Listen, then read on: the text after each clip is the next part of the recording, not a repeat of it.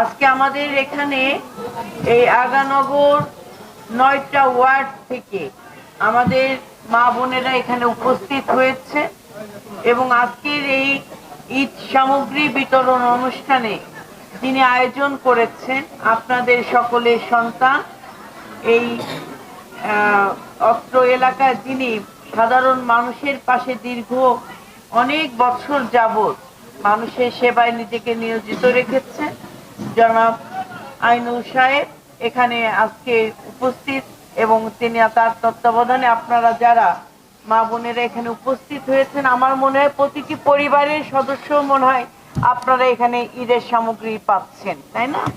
তো এটা একটা মহৎ উদ্যোগ।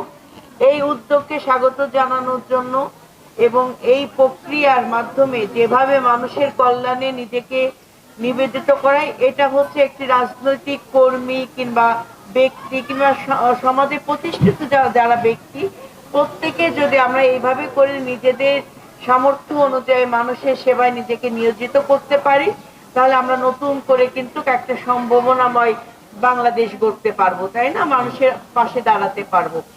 আমি আপনাদের সবার প্রতি শুভকামনা জ্ঞাপন করছি এবং আল্লাহ মহান আল্লাহ তাআলা মহান সৃষ্টিকর্তা তিনি যেন আমাদের সকলের এই আন্তরিকতার হাত আরো প্রশস্ত করেন এবং আইনাল সাহেব যে আন্তরিকতার সাথে আপনাদের এই আয়োজন করেছেন এটা হচ্ছে মাসি মানে ঈদের বাজার যে ইফতার বাজার এখানে কতগুলো 3000 মানুষের ব্যবস্থা করা হয়েছে। আমি আল্লাহর দরবারে দোয়া করি যেন আল্লাহ যেন তারে আরো বেশি মানুষের পাশে দাঁড়ানোর সুযোগ তৈরি করে দেন। তো আপনাদের সবার প্রতি শুভকামনা থাকলো। আমি নিপুণ রায়চৌধুরী আমি আপনাদের মাঝে আছি, আপনাদের মাঝে থাকবো যে কোনো সময়। আপনাদের কোনো সমস্যা থাকলে সরাসরি আমার সাথেও কথা বলবে, আইনাল সাহেবের মাধ্যম দিয়ে কথা বলতে চাইলে সেটা বলবেন। আপনারা মনে করবেন আপনাদের পাশে আমরা অভিভাবক আছি বিএনপি তাই না, আপনাদের ভোটে আমাদের এই ঢাকা 3 আসন আমাদের বিএনপির জাতীয় স্থায়ী কমিটির সম্মানিত সদস্য বাবু গয়েশ্বর চন্দ্র রায়কে আপনারা নির্বাচিত করেছেন।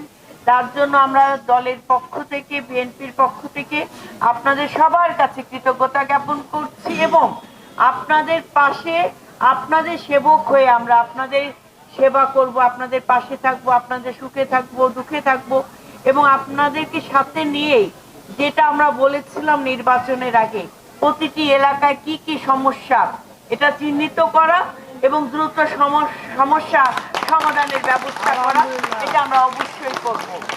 আপনারা সকলে নির্ভয়ে থাকবেন, আপনারা সকলেই কে কোন দল কে কোন মত কিংবা কেউ যদি আমাদের ভোটও না দেন আপনার নিরাপত্তা নিশ্চিত করা এটা আমাদের দায়িত্ব এবং কর্তব্য। সেই সুন্দর কেরানীগঞ্জ আমরা গড়ে তুলব।